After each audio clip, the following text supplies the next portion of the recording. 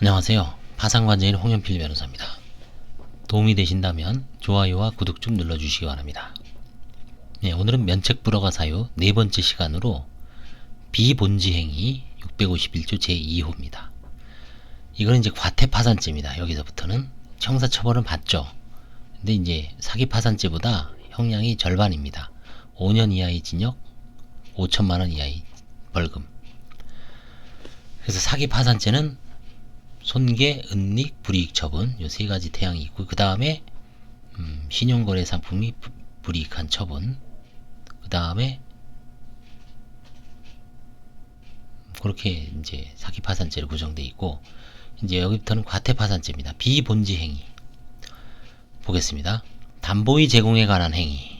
지급불능 상태에서 채권자 중 1인에게 채무자 소유 부동산 지분의 근저당권을 설정해준 행위에 대한 이 규정을 적용한 사례. 아마 이거는 제가 봤을 때 이게 이 당시에 파산 관제인이 선임돼 있으면 통상 이제 소송을 통해서 화해계약을 체결하거나 해서 이제 됐을 텐데, 아마 이거는 그게 아니고 그냥 불응해서 불허가 처분을 받은 사안이 아닌가 싶습니다. 이런 게 많거든요. 이런 거 되게 많습니다. 그러면 대부분 관제인이 선임돼 있으면 당신은 면책불허가 사유다. 그래서 이 면책불허가 사유를 해소하기 위해서는 관제인은 그 근저당권을 설정해준 그 개인 채권자나 그 지인 채권자한테 소송을 해서 원상회복한 다음에, 아니면 그 이득금을 파산재단에 환수해서 배당을 하고, 당신은 면책불허가 사유에 불허가를 의의를 한다, 이렇게 채무자한테 고지하면 채무자가 이제 뭐 본인이 그 돈을 마련할 수도 있고, 적으면 아니면 그 근저당권자를 찾아가서 설득을 해서, 관제인도 100% 받는 건 아니죠. 여러가지 사정을 고려해서 뭐 30%는 30%, 50%는 50%, 적절한 금액으로 화해계약을 체결한 다음에 반환받은 다음에 채무자는 재량면책을 해주고 있습니다. 그렇게 해서 대부분 끝나는데, 아무튼 비본지행위죠. 원래는 담보 제공에 관한 의무가 없죠. 그냥 일반 채권자였습니다. 근데 뭔가 위기 순간, 조만간 뭔가 문제가 될 것 같다 하니까 그 사람만 살짝 근저당권을 설정해 줍니다. 지금 제가 하는 사건 중에서도 이게 있어요. 근저당권 설정해 줬더라고요. 그래서 그거는 채권자들이 소송도 안 했더라고요. 그래서 관제인이 다시 부인 소송을 해야 되는데, 일단은 면책불허가 사유에 해당됩니다. 그래서 그냥 면책불허가 시키고 그 사람에 대해서 소송을 해서 실익이 있어야 되는데, 실익이 없으면 그냥 면책불허가로 종결시키고 끝냅니다. 만약에 실익이 있으면 그 근저당권자를 추적을 해서 소송을 해서 가처분을 한다든지, 가처분이 아니라 가압류를 한다든지, 그런 재산에 대해서. 근데 재산을 조회를 해보니까 아무것도 없어요. 개털이에요. 그럼 소송만 실컷 하고 힘만 들죠. 관제인도. 채권자들도 아무 만족도 못 들고 비용만 들어가죠. 그럴 때는 과감하게 소송을 관둡니다. 대신 채무자는 면책불허가를 받을 수밖에 없죠. 이거 워낙 많고, 저도 지금 이거를 이번에 워낙 그냥 아주 그냥 배우자하고 짜고서 완벽하게 빼돌려 놨어요. 그리고 나서 살짝 들어왔는데, 그냥 실제 그 근저당권 설정자하고 그 다음에 뭐 채무자들이 소송을 하고는 있는데 모르겠습니다. 그래서 어떻게 될지 일단 소송 수개는 해야 될 것 같은데, 이거 보십시오. 두 번째, 기존의 채무에 대해 은행 거래 약관상의 담보 제공 조항에 따라 담보를 제공한 것이 비본지 행위 여부. 이런 경우가 이제 많죠. 기업 파산에서도 많습니다.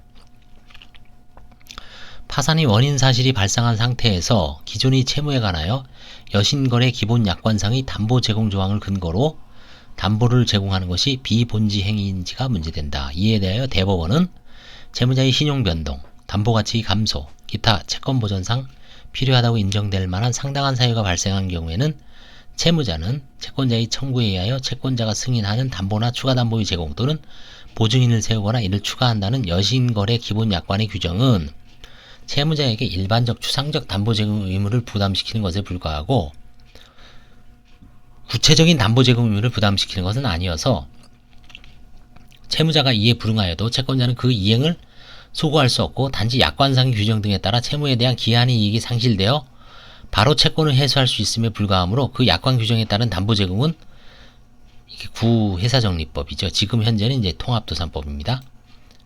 제78조 제1항 제3호 소정의 회사의 의무에 속하는 행위라고 볼 수 없다라고 하여 이러한 행위도 비본지 행위라는 취지로 판시하였습니다. 하물며 이렇게 기업에서 추상적 제공 의무가 있는데 이런 경우에도 이걸 비본지 행위입니다. 뭔가 해줘야 될 것 같은데 그게 어떤 구체적으로 특정을 하면 상관없죠. 어떤 단계에서는 어떤 회사 사옥을 몇 번지에 있는 거를 뭐 이렇게 구체적으로 특정해서 나열하면은 별 문제는 없는데 이렇게 일반적 추상적 의무에 제공한 거는 소송을 할 수가 없죠. 뭐 회사 어떤 거에 대해서 담보를 제공하도록 특정된 것도 아니고 그냥 일반적인 추상적 의무인데 다만 제공을 안 하면 너 그냥 페널티로 우리 그냥 채권 회수해버려 이 정도의 어떤 의미변이 없다는 얘기죠. 그래서 이것도 비본지행위라고 판단하였습니다. 비록 구회사정리법 사건이지만 지금 통합도산법에도 뭐 원용할 수 있는 판결이라고 할 수 있습니다. 2000년 판결이거든요. 그러니까 이때는 그 회사정리법 사건이죠. 구파산 사건입니다. 그 다음에 채무를 소멸시키는 행위, 뭐 변제, 대물변제가 있죠. 뭐 갱계 이런 것까지 있는데 한번 보겠습니다. 대표적인 게 변제죠. 갚는 거죠. 채무자가 지급불능 상태에서 채권자 중 1인에 대한 자신의 채무를 변제하기 위해 그 채권자가 제3자에게 부담하고 있던 채무를 자신이 신용카드로 대신 결제한 행위에 대하여 이것도 비본지 행위입니다. 이것도 자신이 신용카드로 대신 결제할 수가 없죠. 그렇죠? 이것도 비본지 행위입니다. 그래서 면책불허가 사유에 해당이 된다는 겁니다.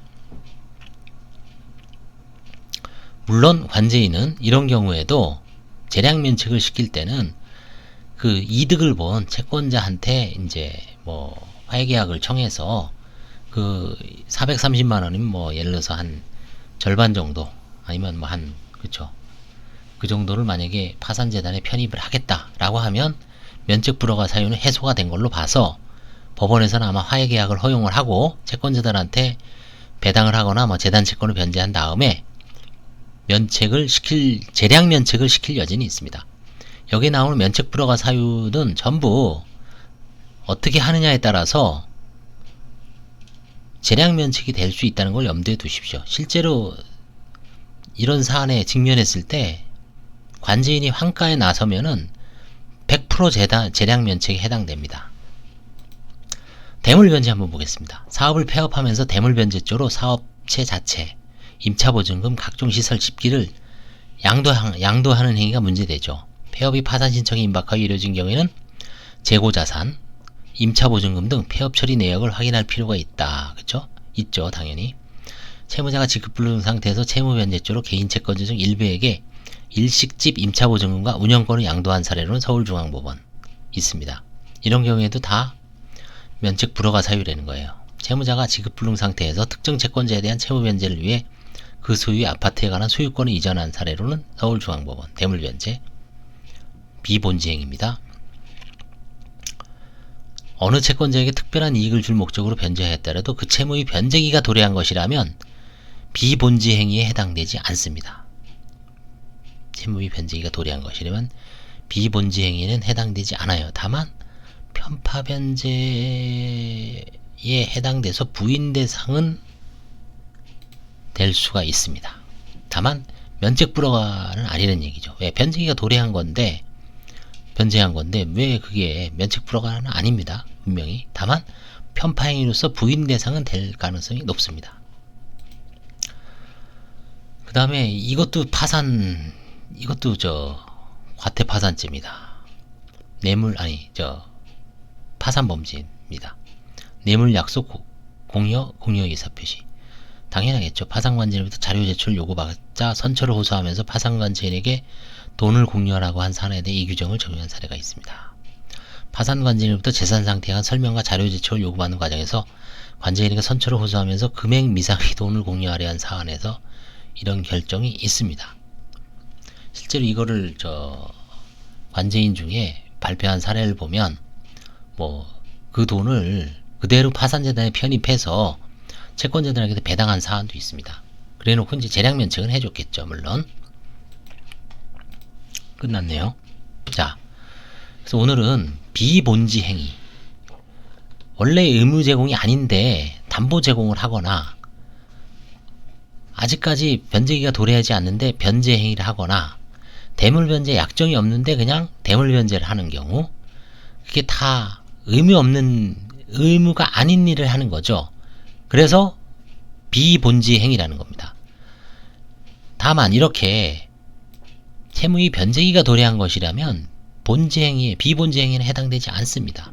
그렇지만 편파 변제는 해당될 여지가 있을 수가 있기 때문에 여기에 있는 사안은 다 부인 대상 겸 면책 불허가 사유에 해당됩니다. 비본지 행위로서. 그래서 담보 제공은 이 담보 제공물을 이제 원상회복하는 뭐 근저당권을 말소 소송, 혹은 이미 이제 뭐 이득을 얻었다 그러면 그 부당이득 반환 청구, 이런 거 다 할 수가 있습니다. 그래서 이게 실무상 비본지 행위 많이 일어나기 때문에 뭐 가장 많이 일어나는 일일 거예요. 그렇죠? 그 다음에 이제 5항 뇌물 약속 공여 의사 표시, 이것도 면책 불허가 사유다 라는 걸 명확하게 알고 계십시오. 도움이 되셨다면 좋아요와 구독 좀 눌러주시기 바랍니다.